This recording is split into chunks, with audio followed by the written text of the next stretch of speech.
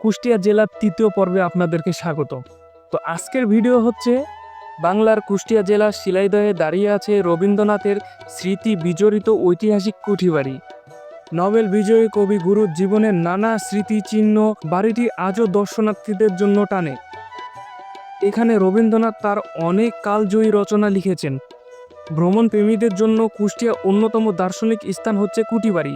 তো আজকের ভিডিও রবীন্দ্র কুঠিবাড়িকে নিয়েই। তো চলেন ভিডিও শুরু করি।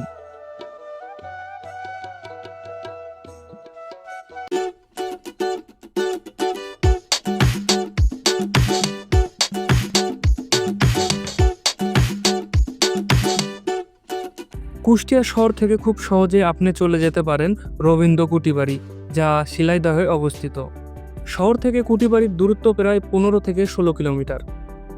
কুষ্টিয়া শহর থেকে বের হয়ে মজমপুর গেট দিয়ে শিয়ালদহ রোড ধরলেই সোজা চলে যেতে পারবেন।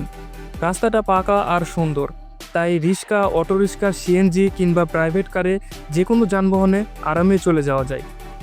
সাধারণত অটোরিক্সা ভাড়া পড়ে 200 থেকে 300 টাকা, আর সিএনজি নিলে 300 থেকে 400 টাকার মতো খরচ হয়।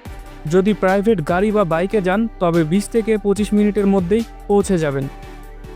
রাস্তায় যাওয়ার সময় যে ব্রিজটা পড়ে, মানে মূলত এপার দিয়ে ঢাকা যাওয়া লাগে, যারা কুষ্টিয়া থেকে ঢাকা যায় তারা এপার দিয়ে ঢাকা যায়। তো ট্রেন লাইনটাও দেখেন আর ব্রিজটাও দেখেন, অনেক ভালো লাগে। চাইলে আপনারা এখানে দাঁড়িয়ে কিছু ছবিও তুলতে পারেন, আশা করছি ভালো লাগবে।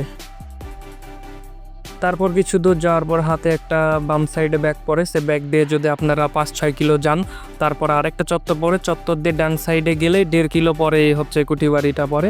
তো আপনারা খুব সহজে এবার দিয়ে চলে আসতে পারেন।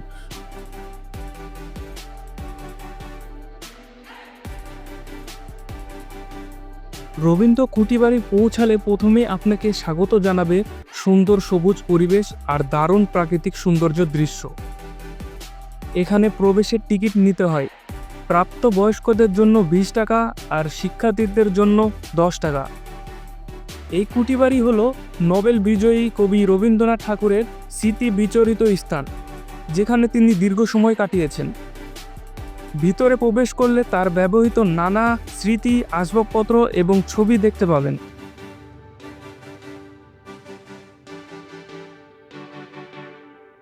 শিলাইদহের রবীন্দ্র কুঠিবাড়িতে ঢুকলে প্রথমে পড়বে একটি দারুণ পুরনো স্থাপনা। এটাই কবি গুরুর বিখ্যাত কুঠিবাড়ি। এখানে ভিতরে ঢুকলে ধাপে ধাপে অনেক কিছু ঘুরে দেখা যায়।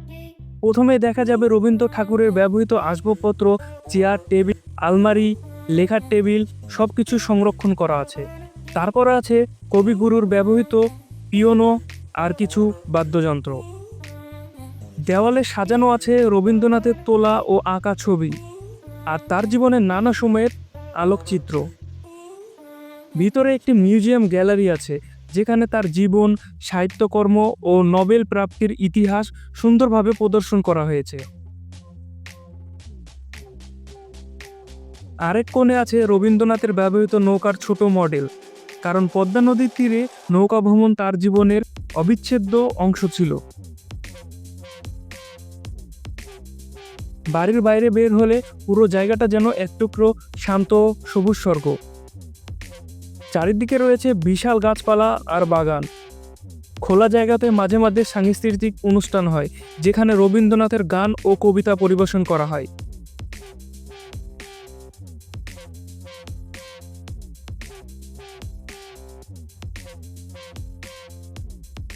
বাড়ির পাশে একটি পুকুর আছে, যা কুঠিবাড়ির সৌন্দর্য আরও বাড়িয়ে তোলে।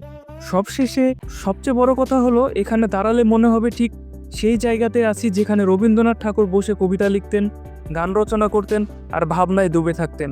তাই শিলাইদহে রবীন্দ্র কুঠিবাড়ি শুধু একটি ভ্রমণের স্থানই নয়, এটি আমাদের জন্য সংস্কৃত, সাহিত্য ও ইতিহাসের অমূল্য সম্পদ।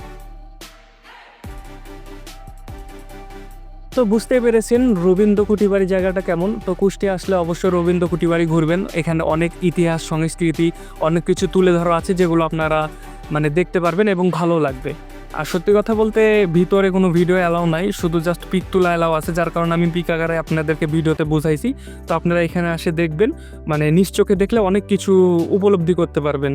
তো আশা করছি কুষ্টিয়া যদি ঘুরতে আসেন তো অবশ্যই কুষ্টিয়া ঘোরার মধ্যে একটা সবচেয়ে বড় গুরুত্বপূর্ণ দার্শনিক স্থান হচ্ছে রবীন্দ্র কুটিবাড়ি।